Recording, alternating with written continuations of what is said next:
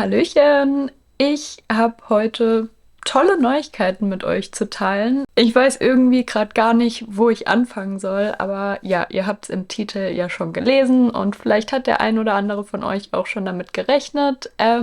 Jedenfalls werde ich Ende Juni nach Kopenhagen ziehen. Die Entscheidung, das jetzt wirklich zu tun, die habe ich recht kurzfristig getroffen. Aber mit dem Gedanken gespielt habe ich tatsächlich schon, seit ich glaube, das zweite Mal dieses Jahr in Kopenhagen gewesen bin. Einige von euch haben ja mitbekommen, dass ich jemanden in Kopenhagen kennengelernt habe, aber ich möchte gleich dazu sagen, das ist nicht der Grund, warum ich das jetzt mache. Wenn ich jetzt sagen würde, hey, ich liebe Berlin total, ich bin komplett zufrieden mit meinem Leben hier, wie es ist und alles, dann hätte ich auch nicht beschlossen, jetzt nach Kopenhagen zu ziehen. Aber im Grunde hatte ich mir schon öfter Gedanken darüber gemacht, irgendwo anders hinzugehen, auszuwandern. Und nachdem ich jetzt dieses Jahr öfter mal in Kopenhagen war, hatte ich einfach das Gefühl, das ist der Ort, an dem ich jetzt gerade gerne sein würde. Wie lange ich im Endeffekt bleiben werde, ob es für immer wird, für ein paar Monate, ein paar Jahre, das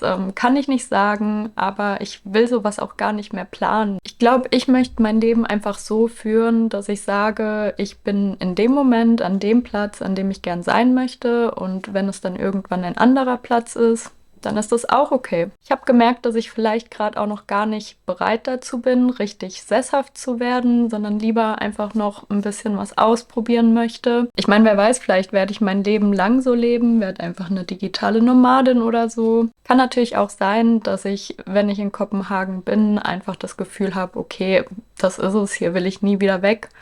Man weiß es nicht. Deshalb, ja, ich will einfach nicht groß in die Zukunft planen, sondern irgendwie immer so ein bisschen meinem Gefühl folgen, und mein Gefühl zieht mich jetzt nach Kopenhagen. Ich hatte ja schon erwähnt, dass ich jetzt doch relativ kurzfristig beschlossen hatte, das wirklich zu machen. Und es gibt natürlich auch einige Dinge, um die man sich erstmal kümmern muss. Ja, ich muss gestehen, an diesem Punkt sind gerade auch noch viele Sachen in der Schwebe, was natürlich auch so ein bisschen nervenaufreibend ist, aber auch da bin ich recht optimistisch, dass sich das alles noch fügen wird. Letztendlich die einzige Sache, die gerade eigentlich wirklich sicher ist, dass ich ab Ende Juni für 5 Wochen erstmal ein Zimmer zur Untermiete in Kopenhagen habe. Und ich habe dann letztens auch meine Wohnungskündigung rausgeschickt. Ich hatte auch erst überlegt, ob ich meine Wohnung vielleicht erstmal behalten und nur untervermieten soll, weil ich ja auch erst vor knapp über einem Jahr hier eingezogen bin, und eine eigene Wohnung in Berlin zu finden, ist jetzt auch nicht unbedingt so easy.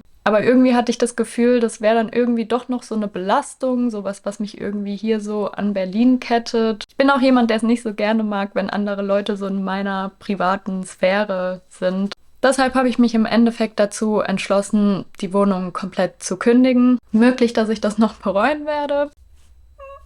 Natürlich kommt dann auch noch mal dazu, dass es ja 3 Monate Kündigungsfrist gibt. Was heißt, offiziell habe ich meine Wohnung jetzt zu Ende August gekündigt. Aber weil ich auch gerne ein paar meiner Möbel gegen einen Abschlag abgeben wollte, dachte ich, gucke ich einfach, ob ich vielleicht selbst schon einen Nachmieter finde, der schon früher einziehen möchte und mir Möbel abkaufen würde, die ja auch noch größtenteils relativ neu sind. Ich hatte dann einfach mal so spontan bei WG-Gesuch geguckt, weil da können ja auch Leute ihre Gesuche schalten, also wenn sie eine Wohnung oder ein WG-Zimmer suchen. Und habe dann auch jemanden gefunden, dessen Anforderungen eigentlich quasi optimal auf meine Wohnung hier zutreffen. Der war dann auch schon hier, hat sich alles angeguckt. Wir haben auch über Möbel und so gequatscht. Er würde auch einige Dinge gerne übernehmen, würde gegebenenfalls auch selbst streichen und würde genau zu dem Zeitpunkt gerne einziehen, wo ich gerne ausziehen würde. Also eigentlich ein Perfect Match. Nur kann ich ihn der Wohnungsgesellschaft noch nicht als Nachmieter vorschlagen, weil ich dafür erst auf die Kündigungsbestätigung warten muss, die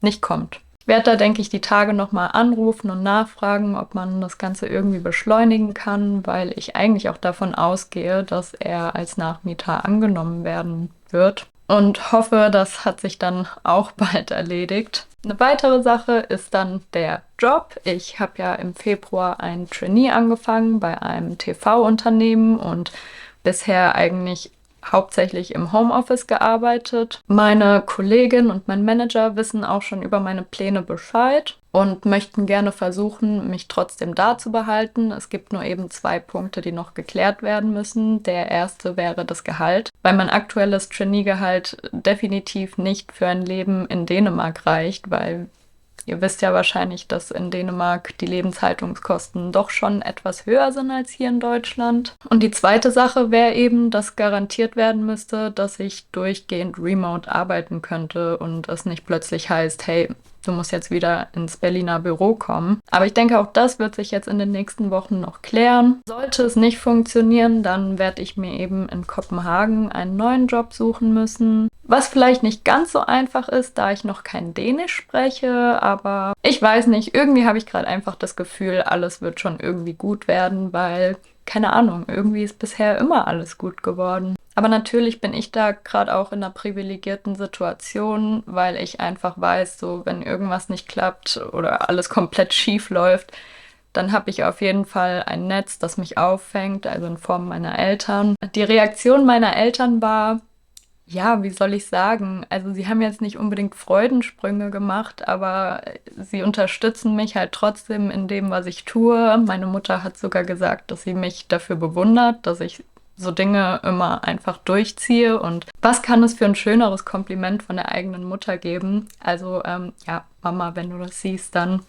danke. Das bedeutet mir wirklich viel. Also ich weiß, ich werde am Ende nicht ohne Unterkunft, ohne Essen oder sonst was auf der Straße landen und das ist natürlich schon sehr beruhigend. Am liebsten wäre es mir aber natürlich, wenn ich nicht auf die Unterstützung meiner Eltern zurückgreifen müsste, sondern das alles irgendwie alleine hinbekommen. Ich werde auch mein Möglichstes tun, dass das der Fall sein wird. Das sind jetzt erstmal so die Infos, die ich euch schon geben kann. Ihr werdet in meinen kommenden Vlogs auf jeden Fall mitbekommen, wie das alles weitergeht, wie es läuft. Es würde mich sehr freuen, wenn ihr mich auf diesem Abenteuer begleitet und falls ihr es noch nicht getan habt, könnt ihr auch gerne meinen Kanal abonnieren. Aber bevor es jetzt für mich nach Kopenhagen geht, wird es auch noch das ein oder andere coole Video aus Berlin geben. So viel kann ich euch schon mal versprechen. Würde mich freuen, wenn ihr auch da wieder dabei seid und bis dahin, macht's gut!